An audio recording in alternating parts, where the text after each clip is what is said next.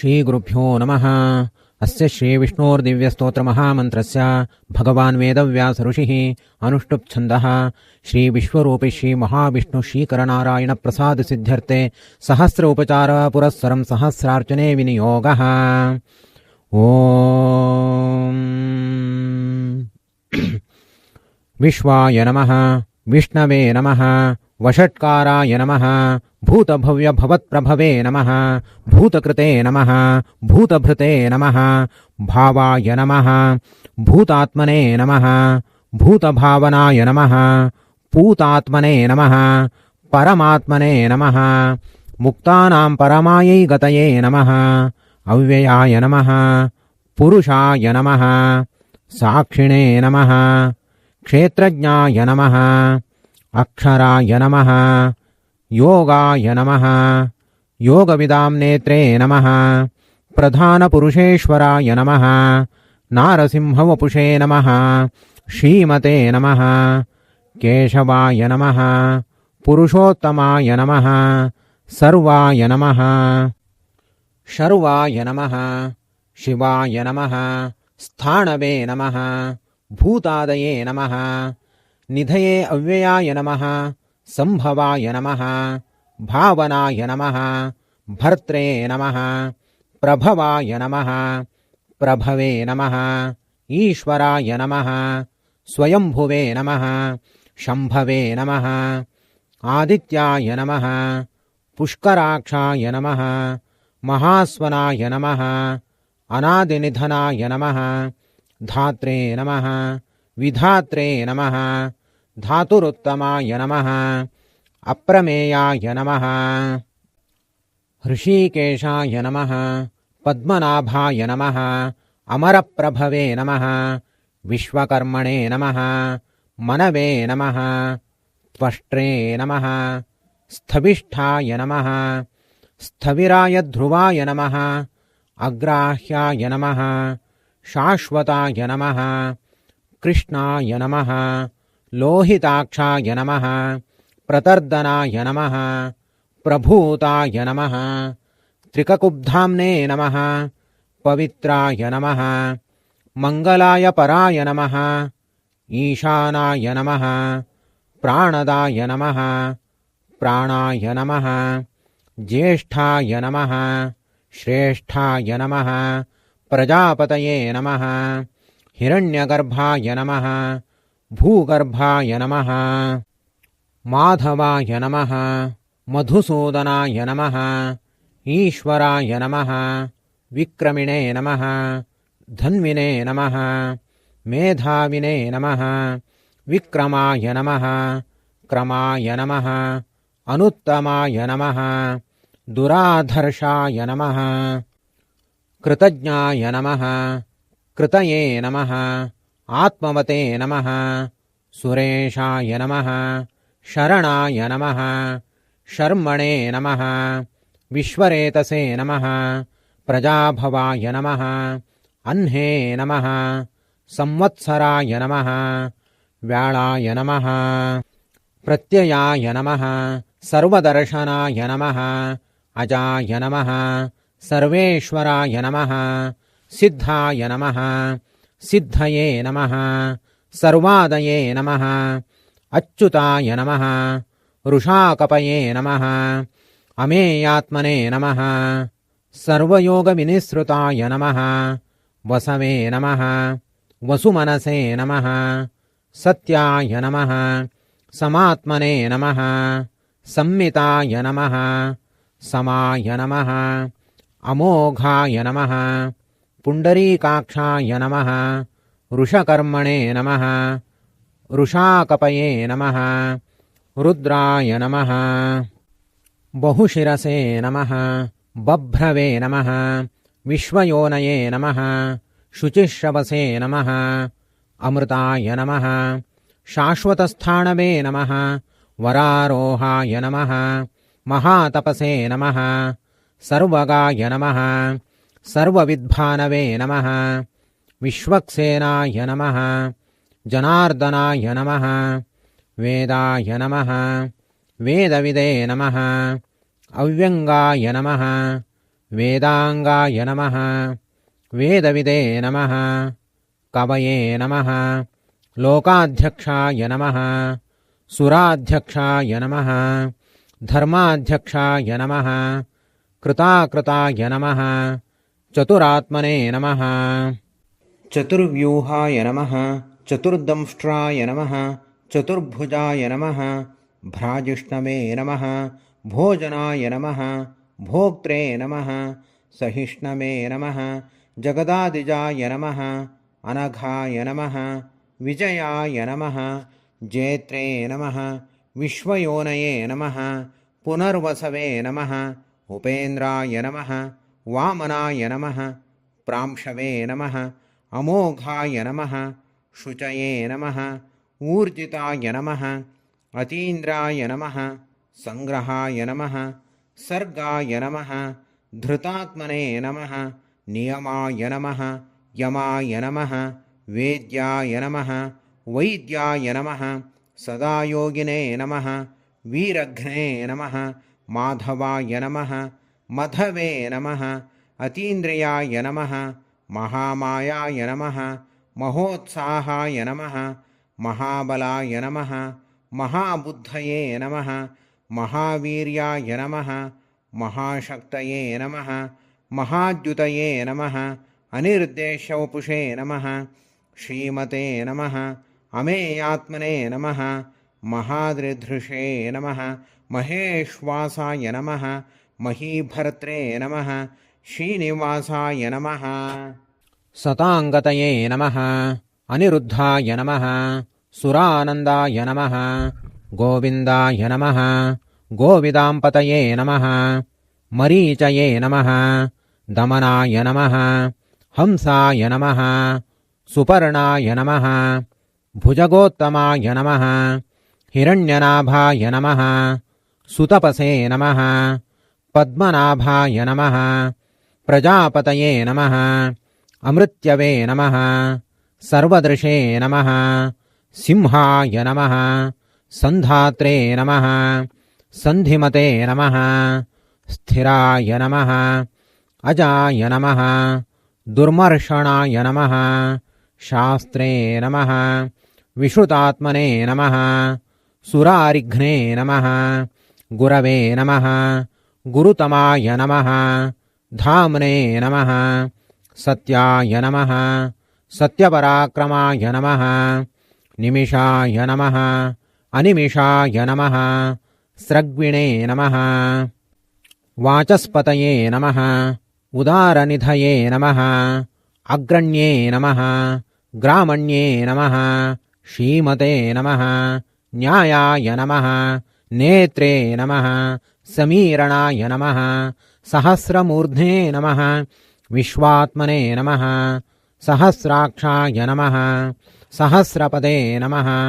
आवर्तनाय नमः निवृत्तात्मने नमः संवृताय नमः संप्रमर्दनाय नमः अहस्संवर्तकाय नमः वह्नये नमः अनिलाय नमः धरणीधराय नमः सुप्रसादाय नमः प्रसन्नात्मने नमः विश्वधृषे नमः विश्वभुजे नमः विभवे नमः सत्कर्त्रे नमः सत्कृतये नमः साधवे नमः जह्नवे नमः नारायणाय नमः नराय नमः असंख्येयाय नमः अप्रमेयात्मने नमः विशिष्टाय नमः शिष्टकृते नमः शुचये नमः सिद्धार्थाय नमः सिद्धसंकल्पाय नमः सिद्धिदाय नमः सिद्धिसाधनाय नमः वृषाहिणे नमः वृषभाय नमः विष्णवे नमः वृषपर्वणे नमः वृषोदराय नमः वर्धनाय नमः वर्धमानाय नमः विविक्ताय नमः श्रुतिसागराय नमः सुभुजाय नमः दुर्धराय नमः वाग्मिने नमः महेन्द्राय नमः वसुदाय नमः वसवे नमः नैकरूपाय नमः बृहद्रूपाय नमः शिपिविष्टाय नमः प्रकाशनाय नमः ओजस्तेजोद्युतिधराय नमः प्रकाशात्मने नमः प्रतापनाय नमः वृद्धाय नमः स्पष्टाक्षराय मन्त्राय नमः चन्द्रांशवे नमः भास्करद्युतये नमः अमृतांशोद्भवाय नमः भानवे नमः शशबिन्दवे नमः सुरेश्वराय नमः औषधाय नमः जगतस्येतवे नमः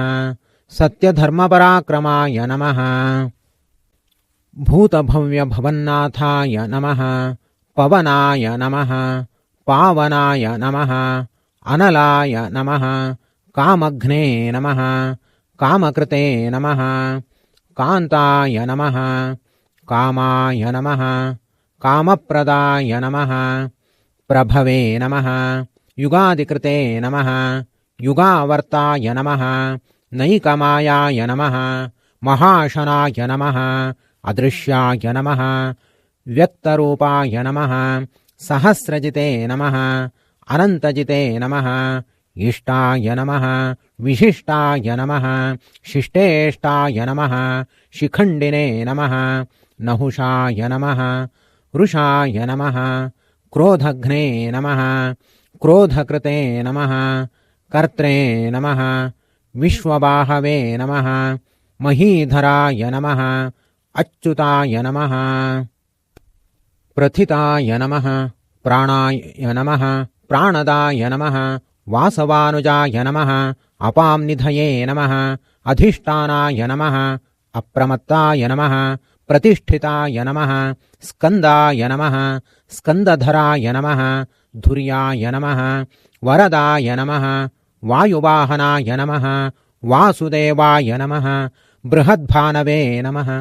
आदिदेवाय नमः पुरन्दराय नमः अशोकाय नमः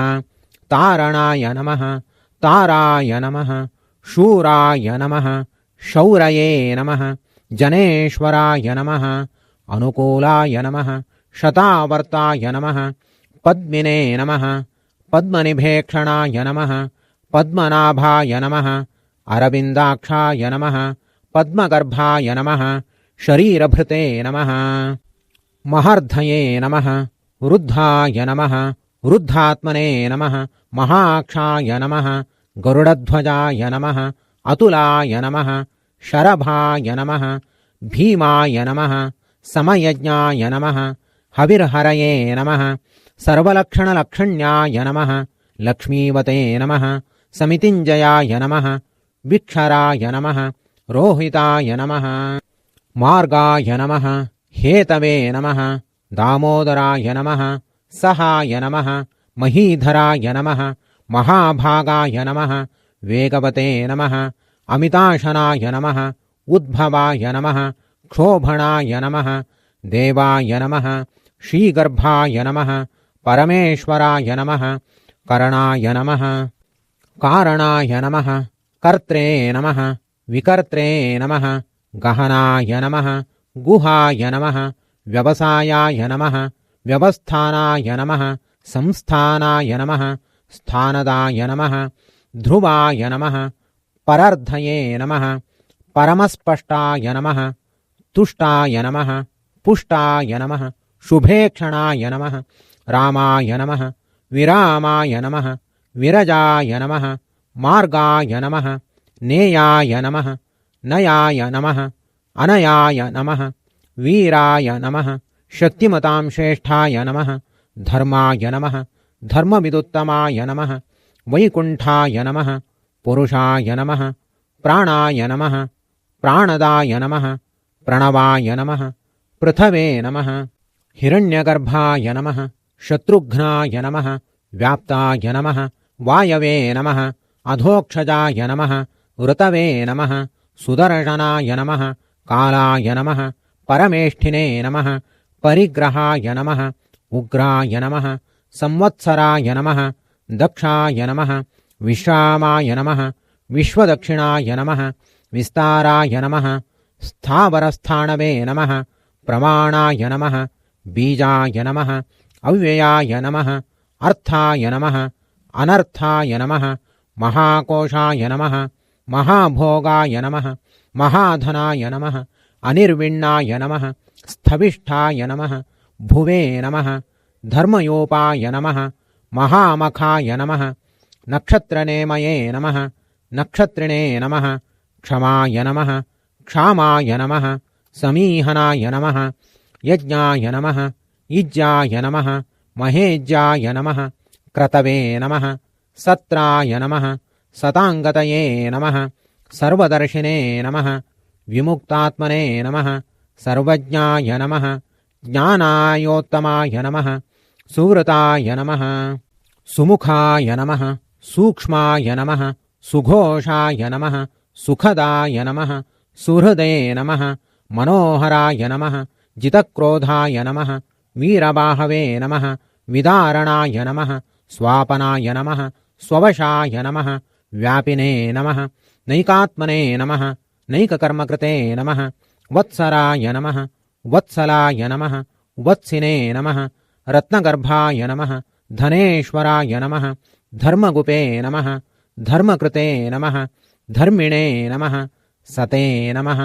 असते नमः क्षराय नमः अक्षराय नमः अविज्ञात्रे नमः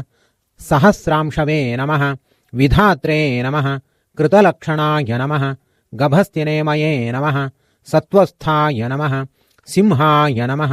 भूतमहेश्वराय नमः आदिदेवाय नमः महादेवाय नमः देवेशाय नमः देवभृद्गुरवे नमः उत्तराय नमः गोपतये नमः गोप्त्रे नमः ज्ञानगम्याय नमः पुरातनाय नमः शरीरभूतभृते नमः भोक्त्रे नमः कपीन्द्राय नमः भूरिदक्षिणाय नमः सोमपाय नमः अमृतपाय नमः सोमाय नमः पुरुजिते नमः पुरुसत्तमाय नमः विनयाय नमः जयाय नमः सत्यसन्धाय नमः दाशार्हाय नमः सात्वताम्पतये नमः जीवाय नमः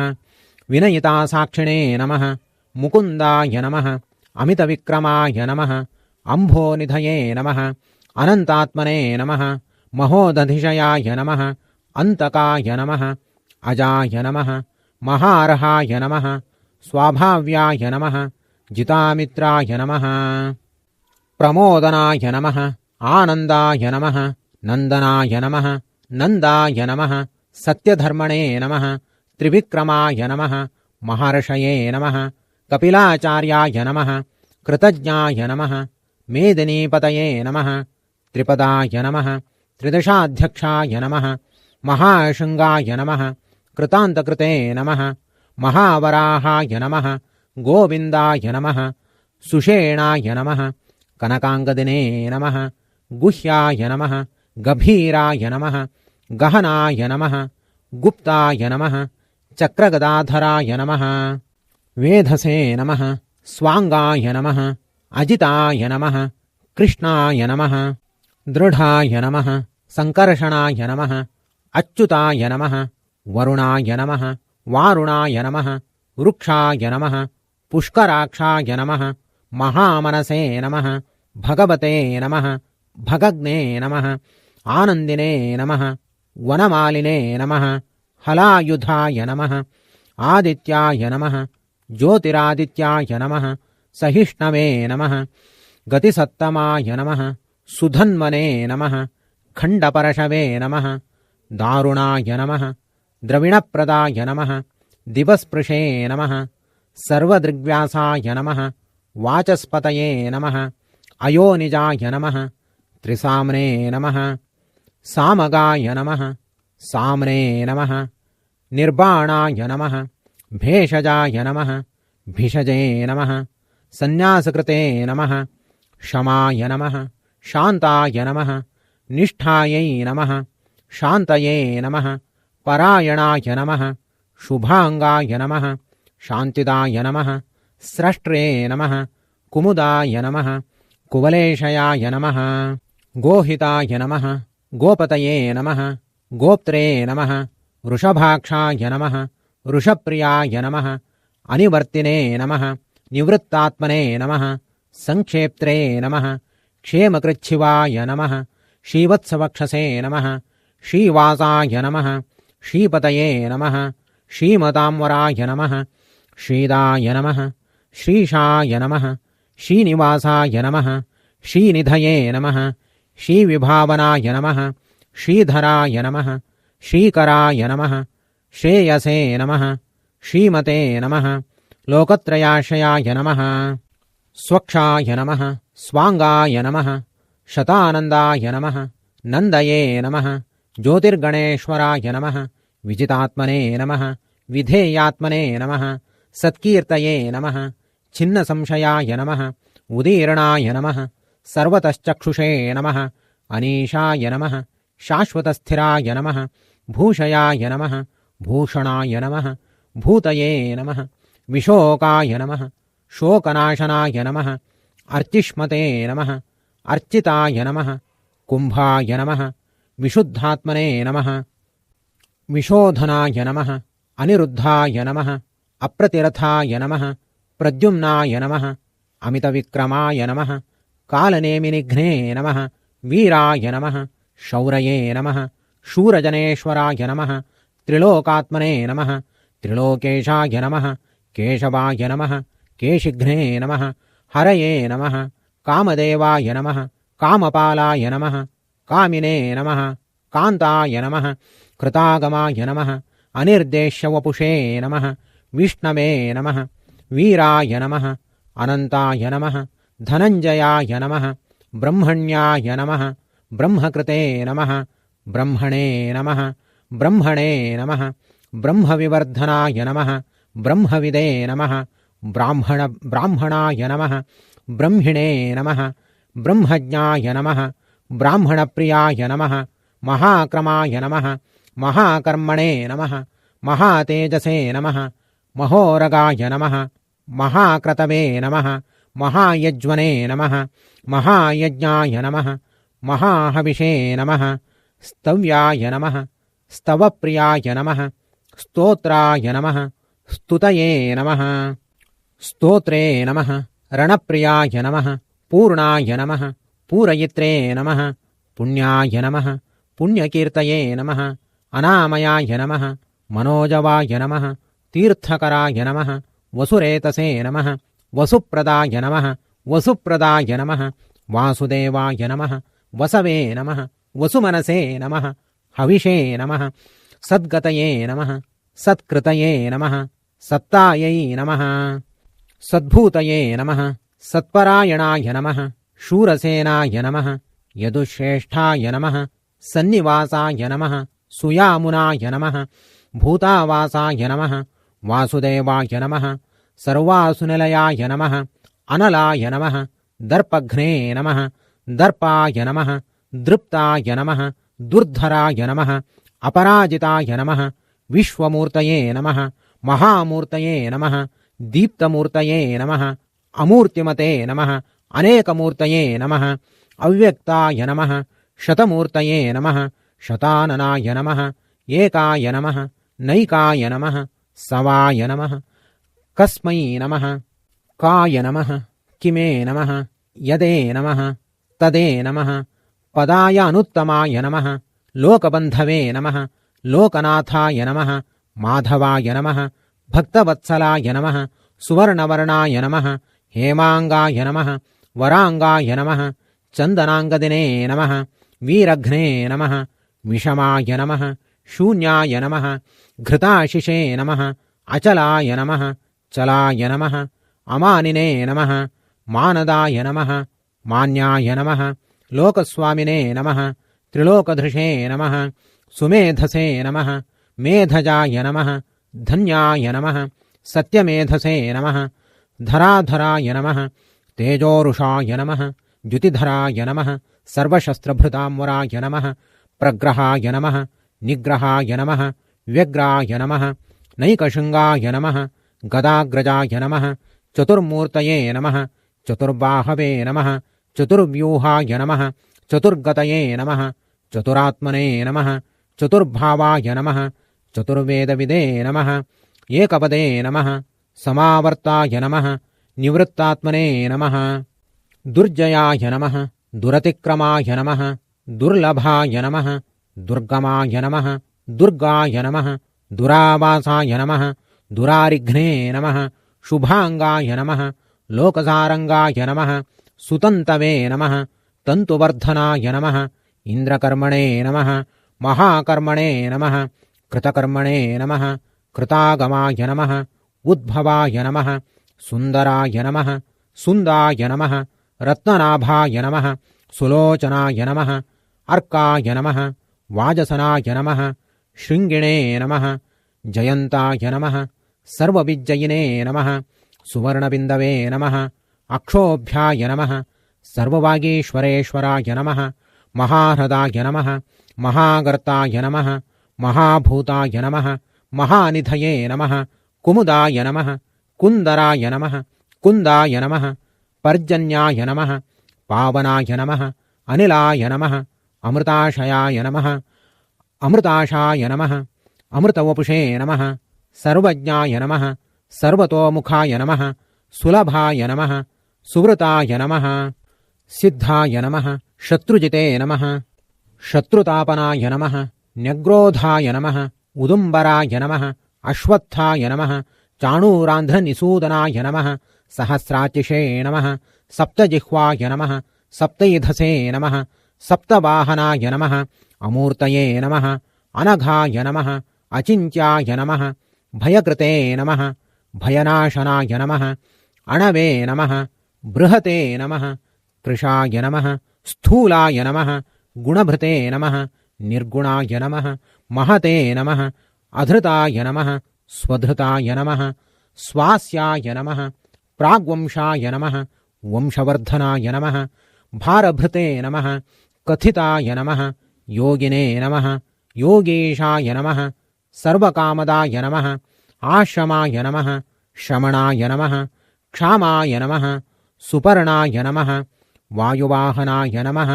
धनुर्धराय नमः धनुर्वेदाय नमः दण्डाय नमः दमयित्रे नमः दमाय नमः अपराजिताय नमः सर्वसहाय नमः नियन्त्रे नमः नियमाय नमः यमाय नमः सत्त्ववते नमः सात्विकाय नमः सत्याय नमः सत्यधर्मपरायणाय नमः अभिप्रायाय नमः प्रियार्हाय नमः अर्हप्रियकृते नमः प्रीतिवर्धनाय नमः विहायसकतये नमः ज्योतिषे नमः सुरुचये नमः हुतभुग्विभवे नमः रवये नमः विरोचनाय नमः सूर्याय नमः सवित्रे नमः रविलोचनाय नमः अनन्ताय नमः हुतभुग्भोक्त्रे नमः सुखदाय नमः नैकजाय नमः अग्रजाय नमः अनिर्विण्णाय नमः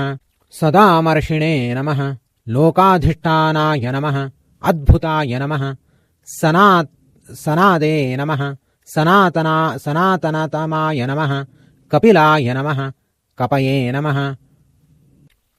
अप्ययाय नमः स्वस्तिदाय नमः स्वस्तिकृते नमः स्वस्तिने नमः स्वस्तिभुजे नमः स्वस्तिदक्षिणाय नमः अरोद्राय नमः कुण्डलिने नमः चक्रिणे नमः विक्रमिणे नमः ऊर्जितशासनाय नमः शब्दातिगाय नमः शब्दसहाय नमः शिशिराय नमः शर्वरीकराय नमः अक्रूराय नमः पेशलाय नमः दक्षाय नमः दक्षिणाय नमः क्षमिणाम्वराय नमः विद्वत्तमाय नमः वीतभयाय नमः पुण्यश्रवणकीर्तनाय नमः उत्तारणाय नमः दुष्कृतिघ्ने नमः पुण्याय नमः दुःस्वप्ननाशनाय नमः वीरघ्ने नमः रक्षणाय नमः सन्ताय नमः जीवनाय नमः पर्यवस्थिताय नमः अनन्तरूपाय नमः अनन्तश्रिये नमः जितमन्यवे नमः भयापहाय नमः चतुरश्राय नमः गभीरात्मने नमः विदिशाय नमः व्यादिशाय नमः दिशाय नमः अनादये नमः भूर्भुवो लक्ष्म्यै नमः सुवीराय नमः रुचिराङ्गदाय नमः जननाय नमः जनजन्मादये नमः भीमाय नमः भीमपराक्रमाय नमः आधारनिलयाय नमः धात्रे नमः पुष्पहासाय नमः प्रजागराय नमः ऊर्ध्वगाय नमः सत्पथाचाराय नमः प्राणदाय नमः प्रणवाय नमः पणाय नमः प्रमाणाय नमः प्राणनिलयाय नमः प्राणभृते नमः प्राणजीवनाय नमः तत्त्वाय नमः तत्त्वविदे नमः एकात्मने नमः जन्ममृत्युजरातिकाय नमः भूर्भुवस्वस्तरवे नमः ताराय नमः सवित्रे नमः प्रपितामहाय नमः यज्ञाय नमः यज्ञपतये नमः यज्वने नमः यज्ञांगाय नमः यज्ञवाहनाय नमः यज्ञभृते नमः यज्ञकृते नमः यज्ञिने नमः यज्ञभुजे नमः यज्ञसाधनाय नमः यज्ञान्तकृते नमः यज्ञगुह्याय नमः अन्नाय नमः अन्नदाय नमः आत्मयोनये नमः स्वयंजाताय नमः वैखानाय नमः सामगायनाय नमः देवकीनन्दनाय नमः स्रष्ट्रे नमः क्षितीशाय नमः पापनाशनाय नमः शङ्खभृते नमः नन्दकिने नमः चक्रिणे नमः शार्ङ्गधन्वने नमः गदाधराय नमः रथाङ्गपाणये नमः अक्षोभ्याय नमः सर्वप्रहरणायुधाय नमः ॐ नमोऽस्तुनन्ताय सहस्रमूर्तये सहस्रपादाक्षिशिरोर्बाहवे सहस्रनाम्ने पुरुषाय शाश्वते सहस्रकोटियुगधारिणे नमः अनेन सहस्रविध उपचारपुरस्सरं सहस्रार्चनकरणेन अस्मद्गुरुवन्तर्गता भारतीरमणमुख्यप्राणान्तर्गता श्रीकरनारायणः प्रीयताम् श्रीकृष्णार्पणमस्तु। अथ लक्ष्मीहस्तेन सूर्योदयकाले श्रीकरनारायणस्य ಕನಕಾಭಿಷೇಕಸೇವಾಂ ಕರಿಷ್ಯೆ. ಸೂರ್ಯೋದಯದ ಈ ಪರ್ವಕಾಲದಲ್ಲಿ ಲಕ್ಷ್ಮೀದೇವಿಯರು ನಮ್ಮ ಗೋತ್ರ ನಕ್ಷತ್ರ ಹಾಗೂ ಉದ್ದೇಶವನ್ನು ವಿವಕ್ಷಿಸಿ ಶ್ರೀಕರನಾರಾಯಣ ದೇವರಿಗೆ ಬೊಗಸೆಗಳಿಂದ ಕನಕಾಭಿಷೇಕವನ್ನು ಮಾಡ್ತಿದ್ದಾರೆ. ಎಲ್ಲರೂ ಕೂಡ ಪ್ರಾರ್ಥನೆಯನ್ನು ಮಾಡಿಕೊಳ್ಳಿ. ಲಕ್ಷ್ಮೀರ್ಯಸ್ಯ ಪರಿಗ್ರಹ ಕಮಲಭೂಃ ಸೂನುರ್ಗರುತ್ಮಾಂದ್ರತಃ ಪೌತ್ರಶ್ಚಂದ್ರ ವಿಭೂಷಣಸ್ಸುರ ಗುರುಃ ಶೇಷಶ್ಚ ಶಯ್ಯಾ ಪುನಃ ಬ್ರಹ್ಮಾಂಡಂ ವರಮಂದಿರಂ ಸುರಗಣಾಃ ಯಸ್ಯ ಪ್ರಭೋ ಸೇವಕಾಃ ಸತ್ರೈಲೋಕ್ಯ ಕುಟುಂಬ ಪಾಲನ ಪರಃ ಕುರ್ಯಾद्धರಿರ್ಮಂಗಳಂ. ಶುತ್ವಾ ಗುಣಾನ್ ಭುವನ ಸುಂದರ ಶೃಣ್ವತಾಂ ತೇ ನಿರ್ವಿಶ್ಯ ಕರ್ಣ ವಿವರಂ ಹರತೋಂಗತಾಪಂ ರೂಪಂ ಪರಂ ಭುವನ ಮಂಗಲ ಮಂಗಳಂ ತೇ ತ್ವಯ್ಯಚ್ಯುತಾ ವಿಶತಿ ಚಿತ್ತಮಪತ್ರತಂ ಮೇ ಕಾತ್ವಾ ಮುಕುಂದ ಮಹತಿ ಗುಣಶೀಲ ರೂಪ ವಿದ್ಯಾವಯೋದ್ರವಿಣಧಾಮಭಿರಾತ್ಮತುಲ್ಯಂ ವ್ರೀಡಾವತಿ ಕುಲವತಿ ನವೃಣೀತ ಕನ್ಯಾ ಕಾಲೇಂದ್ರ ಸಿಂಹ ನರಲೋಕ ಮನೋಭಿರಾಮಂ. ಸತ್ವಂ ಮಯಾಪ್ಯಭಿರುತಪತಿರಿಂದಿರಾಯಾಃ ಭಕ್ತ ಪ್ರಿಯ ಕೃಪಣಲೋಕ ಶರಣ್ಯ ಈಶಃ ಮತ್ವೇತದಂಗತವಪಾದ ಸರೋಜದಾಸ್ಯಾಃ ಕಾಮಂ ಕುರು ಪ್ರಿಯತಮ ಪ್ರಣತಾಸ್ಮಿ ತೇಂಘ್ರಿಂ. ತನ್ಮೇ ಭವಾನ್ ಖಲು ಋತಃಪತಿರಂಗಜಾಯಾಮಾತ್ಮಾರ್ಪಿತಶ್ಚ ಭವತೋತ್ರ ವಿಭೋ ವಿಧೇಃ ಮಾ ವೀರಭಾಗಮಭಿಮರ್ಷುತ ಚೈದ್ಯ ಆರಾತ್ ಗೋಮಾಯುವನ್ ಮೃಗಪತೇರ್ಬಲಿಮಂಬುಜಾಕ್ಷ. ಪೂರ್ತೇಷ್ಟದತ್ತ ನೇಮವ್ರತದೇವ ವಿಪ್ರ ಗುರುವರ್ಚನಾಧಿವಿರಳಂ ಭಗವಾನ್ ಪರೇಶಃ ಆರಾಧಿತೋ ಯದಿ ಕದಾಗ್ರಜಯೇತ್ಯ ಪಾಣಿಂ ಗೃಹ್ಣಾತು ಮೇನ ತಮಘೋಷ ಸುತಾದಯೋನ್ಯೇ. ಶೋಭಾವಿನಿ ತ್ವಮಜಿತೋದ್ವಹನೆ ವಿದರ್ಭಾನ್ ಗುಪ್ತಾನ್ ಸಮೇತ್ಯ ಪೃತನಾಪತಿಭಿಃ ಸಮೇತೈಃ ನಿರ್ಮಥ್ಯ ಚೈದ್ಯ ಮಗಧೇಂದ್ರ ಬಲಂ ಪ್ರಸಹ್ಯ ಮಾಂ ರಾಕ್ಷಸೇನ ವಿಧಿನೋದ್ವಹ ವೀರ್ಯ ಶುಲ್ಕ. ಅಂತಃಪುರಾಂತರಚರಾನ್ನ ನಿಹತ್ಯ ಬಂಧೂಂಸ್ತ್ವಾಮುದ್ವಹೇ ಕಥಮಿತಿ ಪ್ರವದಾಮ್ಯುಪಾಯಂ. ಪೂರ್ವೇದ್ಯುರಸ್ತಿ ಮಹತಿ ಕುಲದೇವಿ ಯಾತ್ರಾ ಯಸ್ಯಾಂ ಬಹಿರ್ನವವಧೂರ್ಗಿರಿಜಾಮುಪೇಯಾತ್. ತತ್ರೇತ್ಯ ಮಾಂ ಪಥಿ ರಥಪದಾತಿಗಜಾಶ್ವಯುಕ್ತಃ ಸಮ್ಮಥ್ಯ ಸಾಲ್ವಮಗಧಾನ್ ಸಹಚೇದಿ ಭೂಪಾನ್ ಆದಾಯ ಮಾಂ ಸಹಚರೀಭಿರಥೋ ರಮೇಶೋ ಗೃಹ್ಣಾತು ಪಾಣಿಮುಪನೀಯ ಪುರೀಂ ಸ್ವಕೀಯಾಂ. ಯಸ್ಯಾಂಗ್ರಿ ಪಂಕಜರಜಸ್ತವನಂ ಮಹಾಂತೋ ವಾಂಛನ್ತ್ಯುಮಾಪತಿರಿವಾತ್ಮತಮೋ ನಿಹತ್ಯೈ ಯದ್ಯಂಬುಜಾಕ್ಷನಲಭೇಯ ಭವತ್ಪ್ರಸಾದಂ ಜಹ್ಯಾಮ ಸೂನೃತಕೃಶಾ ಶತಜನ್ಮಭಿಃ ಸ್ಯಾಂ. ಶ್ರೀಭೂವರಾಹಾಯ ನಮಃ. ಜಿತಂ ಜಿತಂ ತೇ ಜಿತಯಜ್ಞ ಭಾವನಾತ್ರಯೀತನುಂ ಸ್ವಾಂ ಪರಿಧುನ್ವತೆ ಮನಃ. ಯಲ್ಲೋಮಗರ್ತೇಷು ನಿಲುಲ್ಲುರಬ್ಧೇಸ್ತಸ್ಮೈ ನಮಃ ಕಾರಣಸೂಕರಾಯತೆ. ರೂಪಂ ತವೇತನ್ನನು ದುಷ್ಕೃತಾತ್ಮನಾಂ ದುರ್ದರ್ಶನಂ ದೇವ ಯದಧ್ವರಾತ್ಮಕಂ. ಛಂದಾಂಸಿ ಯಸ್ಯ ತ್ವಚಬರ್ಹಿರೋಮ ಸ್ವಾಜ್ಯಂ ಧೃಷಿ ತ್ವಂ ಘೃಷಿ ಚಾತುರ್ಹೋತ್ರಂ. ಸೃಕ್ತುಂಡ ಆಸೀ ಸೃಮಯೀಶನಾಸ್ಯೋರುಡೋದರೆ ಚಮಸಃ ಕರ್ಣರಂಧ್ರೆ. ಪ್ರಾಶಿತ್ರಮಾಸ್ಯೇರಸನೆ ಗ್ರಹಾಸ್ತು ಯಚ್ಚರ್ವಣಂ ತೇ ಭಗವನ್ನಗ್ನಿಹೋತ್ರಂ. ದೀಕ್ಷಾತ್ಮಜನ್ಮೋಪದಶ್ರೋದ ತ್ವಂ ಪ್ರಾಯಣೀಯೋ ದಯನೀಯ ದಂಷ್ಟ್ರಃ. ಜಿಹ್ವಾ ಪ್ರವರ್ಗಸ್ತವ ಶೀರ್ಷಣಂ ಕ್ರತೋಃ ಸಭ್ಯಾವಸತ್ಥ್ಯಾಚಿದಯೋ ಸಮೋಹಿತೆ. ಸೋಮಸ್ತುರೇತಃ ಸವನಾನ್ಯವಸ್ಥಿತಿಃ ಸಂಸ್ಥಾ ವಿವೇದಾಸ್ತವಧೇವ ಧಾತವಃ. ಸತ್ರಾಣಿ ಸರ್ವಾಣಿ ಶರೀರಸಂಧಿಂ ತ್ವಂ ಸರ್ವಯಜ್ಞಕ್ರತುರಿಷ್ಟಿಬಂಧನಃ. ನಮೋ ನಮಸ್ತೆ ಅಖಿಲಮಂತ್ರ ದೇವತಾ ದ್ರವ್ಯಾಯ ಸರ್ವಕ್ರತವೇ ಕ್ರಿಯಾತ್ಮನೆ. ವೈರಾಗ್ಯ ಭಕ್ತ್ಯಾತ್ಮಜಯ ಅನುಭಾವಿತಾ ಜ್ಞಾನಾಯ ವಿದ್ಯಾ ಗುರವೇ ನಮೋ ನಮಃ. ದಂಷ್ಟ್ರಾಗ್ರಕೋಟ್ಯಾ ಭಗವಾಂಸ್ತು ಯಾದೃತಾ ವಿರಾಜತೆ ಭೂಧರ ಸ್ವಭೂಧರ. ಯಥಾ ಹೃದಾನಿ ಸ್ತರತೋ ದತಾಧೃತಾ ಮತಂಗಜೇಂದ್ರಸ್ಯ ಸಪತ್ರ ಪದ್ಮನಿ. ತ್ರಯೀಮಯಂ ರೂಪಮಿದಂ ಚ ಸೌಕರಂ ಭೂಮಂಡಲಂ ನಾಥ ದತಾಧೃತೇನ ತೇ. ಚಕಾತಿ ಶೃಂಗೋಡ ಘನೇನ ಭೂಯಸಾ ಕುಲಾಚಲೇಂದ್ರಸ್ಯ ಯಥೇವ ವಿಭ್ರಮಃ. संस्थापयेनां जगतां हितस्थुषां हिताय पत्नीमसि मातरं पिता विधेम चास्ये नमसा सह त्वया यस्यां स्वतेजोऽग्निवारणामधाः कश्रद्धीतानितमस्तव प्रभोरसां गताया भवद्विबर्हणं न विस्मयोऽसौ तुयि विश्वविस्मये यो माययेदं ससृजेति विस्मयः विधुन्वता वेदमयं निजं वपुर्जनस्तपस्यत्य निवासिनो वयं सटाशुकोद्भूतशुभाम्बुबिन्दुभिः विमृज्यमाना भृशमीशपाविताः स वैभतभ्रष्टमतिस्तवैषते यः कर्मणां पारमपारकर्मणः त्वद्योगमाया गुणमोहितात्मनां मिश्रं सतां नो भगवन्मिदेहिशम् विश्वस्थितिप्रलयसर्गमहाविभूतिरुत्यप्रकाशनियमावृतिबन्धमोक्षाः यस्याः अपाङ्गलवमात्रतवूर्जिता साशीः यत्कटाक्षबलवत्यजितं नमामि नमामि ब्रह्मेश शक्ररविधर्मशशाङ्कपूर्वा गीर्वाणसन्ततिरियं यदपाङ्गलेशम् आश्रित्य विश्वविजयं विसृजत्यचिन्त्याशीः यत्कटाक्षबलवत्यजितं नमामि नमामि धर्मार्थकामसुमतिप्रचयाद्यशेषसन्मङ्गलं विदधते यदपाङ्गलेशम् आश्रित्य तत्प्रणतसत्प्रणता अपीड्याः शीः यत्कटाक्षबलवत्यजितं नमामि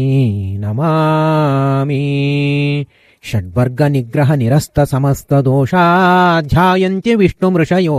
यदपाङ्गलेशम् आश्रित्य यानपि समेत्य न याति दुःखं शीः यत्कटाक्षबलवत्यजितं नमामि नमामि